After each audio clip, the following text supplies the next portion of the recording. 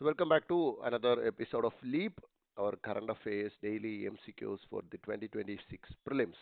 So first question, നോക്കൂ recently ഒരുപാട് തവണ ന്യൂസിൽ പ്രത്യക്ഷപ്പെട്ട ഒരു സബ്ജക്റ്റാണ് നീലഗിരി ഥാർ എന്ന് പറയുന്നത്. അതായത് നമ്മുടെ വരയാട് അല്ലേ? അപ്പം അതിനെക്കുറിച്ചിട്ടാണ് 4 സ്റ്റേറ്റ്മെൻറ്റ്സ് തന്നിട്ടുള്ളത്. നോക്കൂ, it is listed as critically endangered in the IUCN red list. IUCN red ലിസ്റ്റിൽ എന്താണ് ക്രിട്ടിക്കലി എൻഡേഞ്ചേർഡ് ആയിട്ടാണ് നീലഗിരി താറിനെ ലിസ്റ്റ് ചെയ്യപ്പെട്ടിട്ടുള്ളത് എന്ന് ഫസ്റ്റ് സ്റ്റേറ്റ്മെന്റ് പറയുന്നു. സോ അത് ക്രിട്ടിക്കലി എൻഡേഞ്ചേർഡ് ആണോ അല്ലയോ എന്നുള്ളതാണ് അവിടുത്തെ ഒരു കീ ആയിട്ടുള്ള പോയിന്റ്. ഓക്കെ, നെക്സ്റ്റ് സ്റ്റേറ്റ്മെന്റ് നോക്കൂ, it is protected under schedule 1 of the wild life protection act. നമുക്കറിയാം നമ്മുടെ വൈൽഡ് ലൈഫ് പ്രൊട്ടക്ഷൻ ആക്ടിലുള്ള ഷെഡ്യൂൾ 1, 2, 3, 4 ഒക്കെ നമ്മൾ കേട്ടിട്ടുണ്ട്. അപ്പം നമ്മളുടെ വൈൽഡ് ലൈഫ് പ്രൊട്ടക്ഷൻ ആക്ട് 1972 പ്രകാരം എന്താണ് ഷെഡ്യൂൾ 1-ലാണ് ഇത് ഉൾപ്പെടുത്തിയിരിക്കുന്നത്. സോ ഷെഡ്യൂൾ 1 എന്നുള്ളതാണ് അവിടുത്തെ key. And third statement, Nilagiri Thar is endemic to the Shola grasslands ecosystem of the Western Ghats, mainly in Kerala and Tamil Nadu. So, Nilagiri Thar, അല്ലെങ്കിൽ വരയാട് എന്ന് പറയുന്നത് western ഗാഡ്സിലെ ഷോള grass ലാൻഡിൽ endemic ആയിട്ടുള്ളതാണ്. അതായത് അവിടെ മാത്രം കാണപ്പെടുന്ന ഒരു മൃഗമാണ് നീലഗിരി ഥാർ എന്ന് മൂന്നാമത്തെ സ്റ്റേറ്റ്മെന്റ് പറയുന്നു. And fourth one, Iravikulam National Park in Kerala holds nearly 90% of the state's Nilagiri Thar population. അതായത് സംസ്ഥാനത്തിലെ കേരളത്തിലുള്ളതിൻ്റെ 90% പോപ്പുലേഷനും എവിടെയാണ്? ഇരവികുളം നാഷണൽ പാർക്കിലാണ് എന്ന് പറയുന്നു. ഇത് ഈസി ആയിട്ട് നമുക്ക് എന്ത് പറയാം? ട്രൂ ആണ് എന്ന് പറയാം. കാരണം നമ്മൾ വരയാട് എന്നും പറഞ്ഞ് കേൾക്കുമ്പോൾ നമ്മുടെ മനസ്സിലേക്ക് ആദ്യം വരുന്ന പേരെന്താണ്? ഇരവികുളം നാഷണൽ പാർക്ക് തന്നെയാണ്.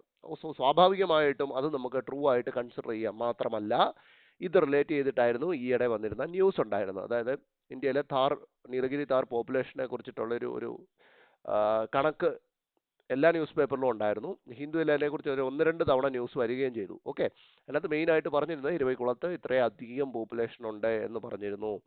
സോ അതുവഴി നമുക്ക് എന്താണ് 4 റൈറ്റ് ആൻസർ ആണ് എന്നറിയാം. അതായത് ഇത് റൈറ്റ് ആൻസർ ആവാനുള്ള ചാൻസ് ഇല്ല, ബാക്കി എല്ലാത്തിനും 4 ഉണ്ട്. ഓക്കെ, ആൻഡ് 4 അറിയാവുന്നുള്ളവർക്ക് എന്തായാലും 3യും നമുക്ക് ഗസ് ചെയ്യാം. അതായത് 3യും ഗസ് ചെയ്യപ്പെടാവുന്ന ഒരു കാര്യമാണ്. അതായത് നീലഗിരി ഥാർ എന്താണ്? വെസ്റ്റേൺ ഗാഡ്സ് എന്നാണ് നമ്മൾ കേൾക്കുന്നത്. എവിടെയാണ്? നമ്മൾ കേരളത്തിൽ കേൾക്കുന്നത് നമ്മുടെ ഇരവികുളം നാഷണൽ പാർക്കിലുണ്ട് എന്നാണ് പറഞ്ഞ് കേൾക്കുന്നത്. മാത്രമല്ല നമുക്കറിയാം ഇത് തമിഴ്നാടിൻ്റെ സ്റ്റേറ്റ് ആനിമലും കൂടെയാണ്. അപ്പോൾ അങ്ങനെ വരുമ്പോൾ നമ്മുടെ ആ ഒരു ബോർഡർ ഗ്രാസ് ലാൻഡ്സ് എക്കോസിസ്റ്റത്തിലാണ് ഇതിനെ കൂടുതലും കാണുന്നത്. So we can take 3 also as right അല്ലേ? ഓപ്ഷൻ 3യും റൈറ്റ് ആയിട്ട് നമുക്ക് കൺസിഡർ ചെയ്യുകയാണെങ്കിൽ വീണ്ടും എന്താണ്? ഒന്നുകിൽ ബി ആവാം, അല്ലെങ്കിൽ എന്താവാം? ഡി ആവാം. ഇനിയും 1 ആണോ 2 ആണോ എന്നുള്ള കാര്യത്തിൽ 2 നമുക്ക് കുറച്ചും കൂടെ ഗസബിളാണ്. കാരണം നമ്മുടെ നാട്ടിലുള്ള ഒരുമാതിരിപ്പെട്ട ഇങ്ങനത്തെ എന്താ റെയർ സ്പീഷീസിനെ ഒക്കെ നമ്മൾ ഷെഡ്യൂൾ 1-ലാണ് ഉൾപ്പെടുത്തിയിട്ടുള്ളത്. നമുക്ക് നോക്കിയാൽ തന്നെ കാണാം. റെയർ ആയിട്ടുള്ള സ്പീഷീസിനെ ഒക്കെ നമ്മൾ എവിടെയാണ്? ഷെഡ്യൂൾ 1-ലാണ് ഉൾപ്പെടുത്തിയിട്ടുള്ളത്. അതുകൊണ്ട് നമുക്ക് 2 റൈറ്റ് ആയിട്ട് എടുക്കുകയാണെങ്കിലും സ്റ്റിൽ ബി ഓർ ഡി എന്നുള്ള ഒരു സാധനം വരുന്നുണ്ട്. അപ്പോൾ അവിടെയാണ് നമ്മൾ മനസ്സിലാക്കേണ്ടത് എന്താണ് ഇവിടെ അത്യാവശ്യം നല്ല പോപ്പുലേഷൻ ഉണ്ട് എന്നാണ് ന്യൂസ് വന്നത്. അത് ഞാൻ ഓൾറെഡി പറഞ്ഞു കഴിഞ്ഞു. അതായത് കേരളത്തിലും തമിഴ്നാട്ടിലുമായിട്ട് എന്തുണ്ട്? നീലഗിരി താറിൻ്റെ നല്ലൊരു പോപ്പുലേഷൻ ഉണ്ട്. അങ്ങനെ നല്ലൊരു പോപ്പുലേഷൻ ഉണ്ടെങ്കിൽ അതൊരിക്കലും ക്രിട്ടിക്കലി എൻഡേഞ്ചേർഡ് ആവാനുള്ള സാധ്യതയില്ല. എൻഡേഞ്ചേർഡ് ആവാം, പക്ഷേ ക്രിട്ടിക്കലി എൻഡേഞ്ചേർഡ് ആവാനുള്ള സാധ്യതയില്ല എന്നുള്ള ഒരു ഗസ് എടുക്കുകയാണെങ്കിൽ we have the right option B. എന്നുവെച്ചാൽ ഇങ്ങനെ നിങ്ങൾക്ക് നമ്മൾ കാണുന്ന ന്യൂസിൽ നിന്നും എല്ലാം ഒന്നും പഠിച്ചില്ലെങ്കിലും ആ ന്യൂസിനെ അടിസ്ഥാനമാക്കിക്കൊണ്ട് നമുക്ക് എന്ത് ചെയ്യാൻ പറ്റണം? നമുക്ക് ഗസ് ചെയ്യാൻ നോക്കണം. അതാണ് ഏറ്റവും വലിയ കാര്യം. നിങ്ങൾക്കിപ്പോൾ ക്രിട്ടിക്കലി എൻഡേഞ്ചർ ആണോ അല്ലയോ എന്ന് അറിഞ്ഞില്ലെങ്കിലും നിങ്ങൾ ന്യൂസ് കണ്ടിട്ടോ ആരെങ്കിലും പറഞ്ഞു കേട്ടിട്ടോ ഉണ്ടാവും എന്ത്? ഇതിനെക്കുറിച്ച് ന്യൂസ് വന്നു, നല്ല പോപ്പുലേഷൻ ഉണ്ട്. അപ്പം നല്ല പോപ്പുലേഷൻ ഉണ്ട് എന്ന് കേൾക്കുമ്പോൾ തന്നെ അതൊരിക്കലും ക്രിട്ടിക്കലി എൻഡേഞ്ചർ ആവാൻ സാധ്യതയില്ല എന്നുള്ള ഒരു തോന്നൽ നമ്മുടെ മനസ്സിലേക്ക് വന്നേ പറ്റത്തുള്ളൂ. എന്നാൽ മാത്രമേ നിങ്ങളുടെ ഗസ് വർക്ക് കുറച്ചും കൂടെ സ്മൂത്ത് ആവത്തുള്ളൂ. ഞാൻ പറയുന്നത് മനസ്സിലായോ? ഇനി നീലഗിരി താർ എന്ന് പറയുന്നത് എൻഡേഞ്ചേർഡ് ആണ്, ക്രിട്ടിക്കലി എൻഡേഞ്ചേർഡ് അല്ല. ഓക്കെ, ഇനിയും ഷെഡ്യൂൾ 1, ഷെഡ്യൂൾ 2, ഷെഡ്യൂൾ 3, ഷെഡ്യൂൾ 4 ഒക്കെ ഒന്ന് നോക്കി വെക്കുന്നത് വളരെ നല്ലതായിരിക്കും. കാരണം റീസെൻ്റ്ലി മാൻ ആനിമൽ കോൺഫ്ലിക്റ്റിനെ കുറിച്ച് വലിയ രീതിയിൽ എന്താണ് ന്യൂസ് വരുന്നുണ്ട് അല്ലേ? അത് കേരളം ഉൾപ്പെടെയുള്ള എല്ലാ സംസ്ഥാനങ്ങളിലും അതിനെക്കുറിച്ച് വലിയ രീതിയിൽ ന്യൂസ് വരുന്നുണ്ട്. അപ്പം എൻ്റെ ഒരു ചോദ്യം, ഷെഡ്യൂൾ 1-ൽ പെടുന്ന ആനിമൽസിനെ ഹണ്ട് ചെയ്യാനൊക്കുമോ? ഷെഡ്യൂൾ 1-ൽ പെടുന്ന ആനിമൽസിനെ ഹണ്ട് ചെയ്യാൻ ഒക്കുമോ? ഷെഡ്യൂൾ 1 എന്ന് പറഞ്ഞാൽ എന്താ? അത്രയധികം പ്രൊട്ടക്ഷൻ കൊടുത്തുകൊണ്ട് നമ്മൾ സംരക്ഷിക്കുന്ന ആനിമൽസ് ആണ് ഷെഡ്യൂൾ 1-ൽ പെടുന്നത്. ഷെഡ്യൂൾ 1-ൽ പെടുന്ന ആനിമൽസിനെ ഹണ്ട് ചെയ്യാൻ ഒക്കും. ഹണ്ട് ചെയ്യാൻ ഒക്കും എന്നാണ് ഞാൻ പറയുന്നത്. തീർച്ചയായിട്ടും ശരിയാണ്. കാരണം ചീഫ് വൈൽഡ് ലൈഫ് വാർഡൻ ആണ് ഇതിനകത്ത് തീരുമാനം എടുക്കേണ്ടത്. Chief wild life warden. ഈ പോസ്റ്റ് അത്ര ഇമ്പോർട്ടൻ്റ് ആയിട്ടുള്ള ഒരു പോസ്റ്റാ. അപ്പൊ ചീഫ് വൈൽഡ് ലൈഫ് വാർഡന് തോന്നുകയാണ് ഷെഡ്യൂൾ 1-ൽ പെടുന്ന ഒരു മൃഗം ജനങ്ങളുടെ ജീവന് അത്യധികം ഭീഷണിയാവുകയോ അല്ലെങ്കിൽ ആ ആനിമലിന്റെ തന്നെ ആരോഗ്യം വളരെ വഷളായിട്ട് പോകുകയോ ഒക്കെ ചെയ്യുകയാണെങ്കിൽ, അങ്ങനത്തെ സാഹചര്യം ചീഫ് വൈൽഡ് ലൈഫ് വാർഡന് ബോധ്യപ്പെടുകയാണെങ്കിൽ അദ്ദേഹത്തിന് അതിനെ ഹണ്ട് ചെയ്യാനുള്ള അനുമതി നൽകാനൊക്കും. ഹണ്ട് ചെയ്യുക എന്നേ പറഞ്ഞിട്ടുള്ളൂ, കില്ല് ചെയ്യുക എന്ന് പറഞ്ഞിട്ടില്ല കേട്ടോ. ഹണ്ട് ചെയ്യാനുള്ള അനുമതി അദ്ദേഹത്തിന് കൊടുക്കാനൊക്കും. ഓക്കെ, അപ്പം ഇത് നിങ്ങളുടെ മനസ്സിൽ എപ്പോഴും ഉണ്ടാവണം. ഷെഡ്യൂൾ 1-ൽ പെടുന്ന ആനിമലിനെയും ഹണ്ട് ചെയ്യാൻ അനുമതി കൊടുക്കാനൊക്കും. അത് ചീഫ് വൈൽഡ് ലൈഫ് വാർഡന് ബോധ്യപ്പെടണം. നമ്മുടെ നീലഗിരി ധാറിനെ കണ്ടോളൂ, ഇത് സുന്ദരമായിട്ടുള്ള ഒരു മൃഗമാണല്ലേ. സോ സെക്കൻഡ് ക്വസ്റ്റ്യൻ എഥനോൾ ബ്ലെൻഡിങ്ങിനെ കുറിച്ചാണ്. എഥനോൾ ബ്ലെൻഡഡ് പെട്രോളിയത്തെ കുറിച്ച് ഇപ്പോൾ ഒരുപാട് ഊഹാപോഹങ്ങൾ എന്താണ് എയറിൽ നിൽപ്പുണ്ട് അല്ലേ. കുറെ പേര് പറയുന്നു എഥനോൾ ബ്ലെൻഡിങ്, അതായത് 20% എഥനോൾ ബ്ലെൻഡ് ചെയ്ത പെട്രോള് പഴയ എഞ്ചിനുകളിൽ ഒഴിച്ചു കഴിഞ്ഞാൽ എഞ്ചിനുകളിൽ പ്രശ്നം ഉണ്ടാകുന്നുണ്ട്. മന്ത്രി പറയുന്നു അങ്ങനത്തെ പ്രശ്നങ്ങളൊന്നുമില്ല, അതിനെ ബോധവൽക്കരിക്കണം ആളുകൾക്ക് എന്നൊക്കെ പറഞ്ഞു വരുമ്പോൾ നമ്മൾ അതിനെക്കുറിച്ച് കൂടുതൽ ഡെപ്തിൽ പഠിക്കണം. അപ്പോൾ which one of the following statements is correct about ethanol blending in petrol എന്നാണ് ചോദിച്ചിരിക്കുന്നത്. അതായത് ഇപ്പോഴത്തെ സ്റ്റേറ്റ് പ്രകാരം നമുക്കിവിടെ 20% പെട്രോളിൽ എഥനോൾ ബ്ലെൻഡ് ചെയ്യുന്നുണ്ട്. എന്താണ് റീസൺസ്? നമ്മളിങ്ങനെ ഒരു കാര്യം കണ്ടു കഴിയുമ്പോൾ എന്തിന് ബ്ലെൻഡ് ചെയ്യണം, അതായത് പെട്രോളിൽ എഥനോൾ എന്തിന് മിക്സ് ചെയ്യണം എന്നുള്ളൊരു കാര്യം നമ്മൾ അറിഞ്ഞിരിക്കണം ആസ് ആൻ ആസ്പിരന്റ്. വേണ്ടേ? തീർച്ചയായിട്ടും വേണം. അപ്പം അതാണ് ഈ ചോദ്യവും. ഫസ്റ്റ് ഓപ്ഷൻ പറയുന്നത് it increases the octane number of fuel.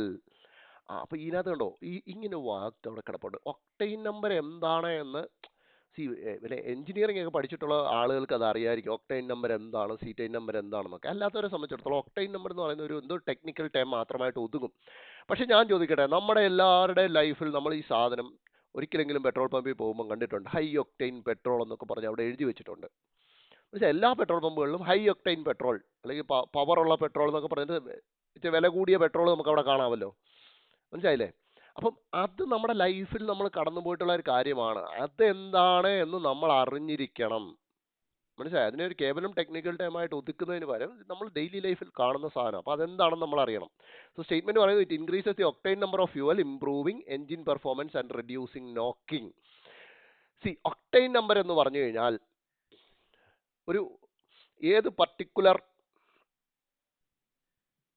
ഇങ്ങനെ പറയാം അതിന്, അതായത് പെട്രോൾ എഞ്ചിൻ വർക്ക് ചെയ്യുന്ന ഒരു പ്രിൻസിപ്പിൾ നിങ്ങൾ അറിയണം. അതായത് എഞ്ചിൻ എങ്ങനെ വർക്ക് ചെയ്യുന്നത്? സിലിണ്ടറിനകത്തേക്ക്, അതായത് എഞ്ചിന്റെ സിലിണ്ടറിനകത്തേക്ക് പെട്രോൾ ചെല്ലുന്നു, അതിനുശേഷം സ്പാർക്ക് പ്ലഗിൽ കൂടെ സ്പാർക്ക് കൊടുക്കുന്നു, അങ്ങനെ അത് കത്തുന്നു. ആ കത്തി കഴിയുമ്പോഴാണ് നമ്മുടെ എഞ്ചിൻ ഇങ്ങനെ വർക്ക് ചെയ്തുകൊണ്ടിരിക്കുന്നത്. അതായത് കൃത്യമായ ടൈമുകളിൽ മാത്രമേ സ്പാർക്ക് ചെല്ലുമ്പോഴേ ഇത് കത്താവൂ എന്ന് സെറ്റ് ചെയ്തിട്ടുണ്ട്.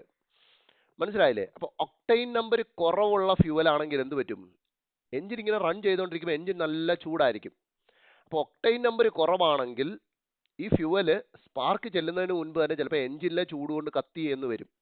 അങ്ങനെ കത്തിക്കഴിഞ്ഞാൽ തീർച്ചയായിട്ടും നമ്മുടെ വണ്ടിക്ക് അത് പ്രശ്നങ്ങളുണ്ടാക്കും. അതായത് ടൈം തെറ്റി എഞ്ചിൻ വർക്ക് ചെയ്യുമ്പോൾ അതിനെയാണ് നോക്കിംഗ് എന്ന് പറയുന്നത്. വലിയ ശബ്ദത്തോട് കൂടിയിട്ട് എഞ്ചിൻ കടകടാന്ന് അടിക്കാനൊക്കെ സാധ്യതയുണ്ട്. മനസ്സിലായി? അപ്പം ഒക്ടെയിൻ നമ്പർ കൂടുകയാണ് ഒരു ഫ്യൂവലിനെന്നുണ്ടെങ്കിൽ അങ്ങനെ നേരത്തെ, അതായത് അൺടൈമിലി ഈ ഫ്യൂവൽ കത്താനുള്ള സാധ്യത വളരെ കുറഞ്ഞിരിക്കും. അപ്പോൾ ഇവിടെ പറയുന്ന ഫസ്റ്റ് സ്റ്റേറ്റ്മെന്റിൽ പറയുന്നത് എന്താ? ഒക്ടെയിൻ നമ്പർ കൂട്ടിക്കൊടുക്കും, improving engine performance and reducing knocking. So അതാണോ എന്ന് നമുക്കറിയത്തില്ല. ഒക്ടെയിൻ നമ്പർ എന്ന് പറഞ്ഞാൽ ഇതാണ്.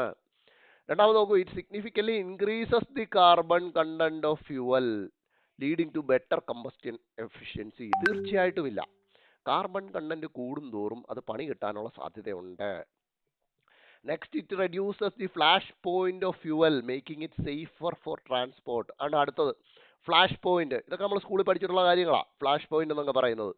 ഫ്ലാഷ് പോയിന്റ് എന്ന് പറഞ്ഞാൽ ഒരു പെട്രോൾ ആണെങ്കിൽ പെട്രോള് എത്ര പെട്ടെന്ന് എയറുമായിട്ട് മിക്സ് ചെയ്ത് ആവിയായി പോകുമോ, അങ്ങനെ ആവിയായി മാറുന്ന അല്ലെങ്കിൽ എയറുമായിട്ട് മിക്സ് ചെയ്ത് എന്താണ് ആവിയായി മാറാനുള്ള ആ ഒരു ടെമ്പറേച്ചർ, അത് എത്രയാണോ വേണ്ടത് അതിനെയാണ് ഫ്ലാഷ് പോയിന്റ് എന്ന് പറയുന്നത്. അപ്പം ഫ്ലാഷ് പോയിന്റ് കുറയുകയാണെങ്കിൽ എന്ത് പറ്റും? പെട്ടെന്ന് ഇത് കത്താനുള്ള സാധ്യതയല്ലേ. It reduces the flash point എന്ന് പറയുമ്പോൾ ഫ്ലാഷ് പോയിന്റ് കുറയുകയാണെങ്കിൽ സംഭവം എന്താണ്? പെട്ടെന്ന് കത്താനുള്ള സാധ്യത. അപ്പോൾ എന്താണ് ഈ പാർട്ട് ഒരിക്കലും ശരിയാവത്തില്ല. പെട്ടെന്ന് കത്തുകയാണെങ്കിൽ സേഫ് ആണോ ട്രാൻസ്പോർട്ടിന്? ഒരിക്കലുമല്ല. അപ്പം ബിയും സിയും നമ്മൾ എലിമിനേറ്റ് ചെയ്തു. Under the National Biofuel Policy, the target for 20% blending of ethanol in petrol has been advanced to 2030.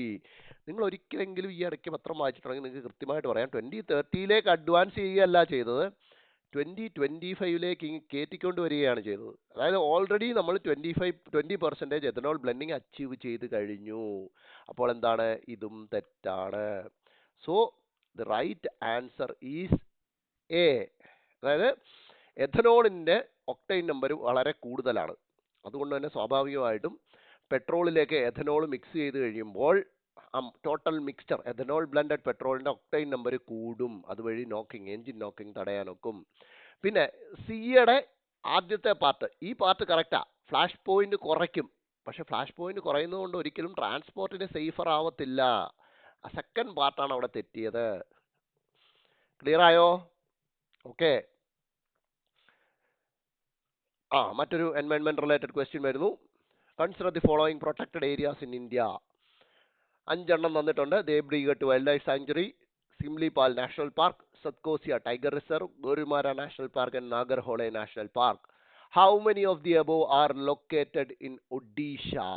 ഒഡീഷയിൽ ഇതിൽ എത്ര എണ്ണം സ്ഥിതി ചെയ്യുന്നുണ്ട് എന്നാണ് ചോദ്യം.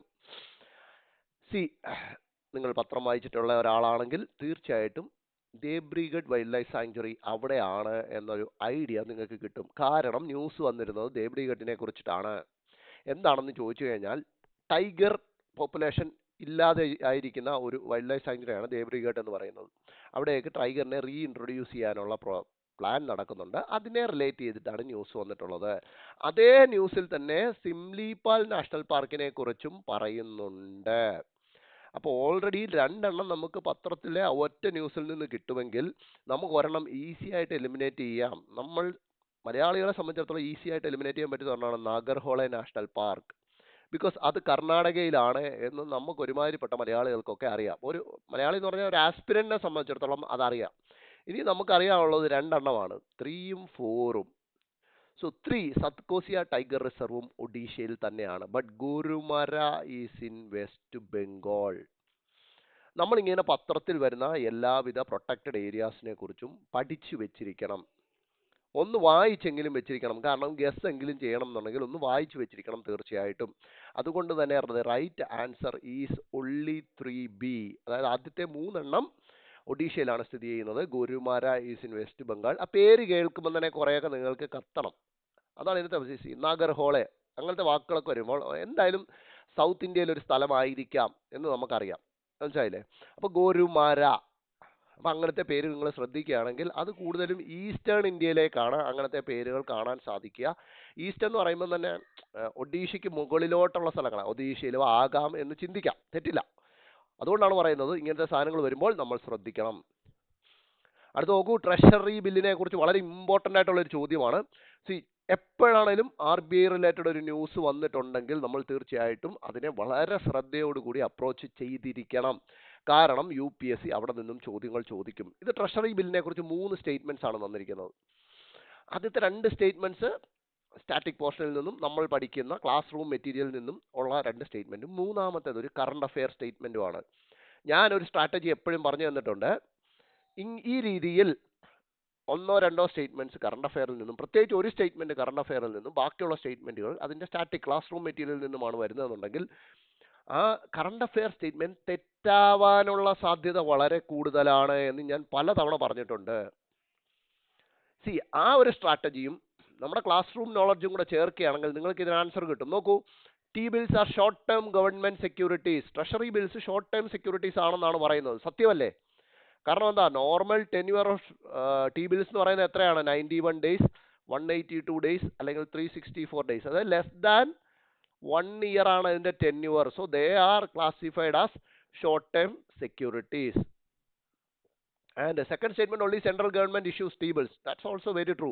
ഒരു ക്ലാസ് റൂമിൽ ഇരുന്ന് ഈ ടി ബില്ലിനെ കുറിച്ച് ഒരിക്കലെങ്കിലും കേട്ടിട്ടുള്ള ഒരു ആസ്പിരന്റിനെ സംബന്ധിച്ചിടത്തോളം ആദ്യത്തേതും രണ്ടാമത്തേതും ഈസി സ്റ്റേറ്റ്മെന്റ് ആണ്. സോ തേർഡ് വൺ അറിയത്തില്ല എന്നുണ്ടെങ്കിൽ എന്ത് വേണം? നമ്മൾ സ്ട്രാറ്റജി പ്രയോഗിക്കണം. Retail investors are not allowed to invest in T bills through systematic investment plan. ഇതിന്റെ പ്രശ്നം എവിടെയാണെന്നറിയാം?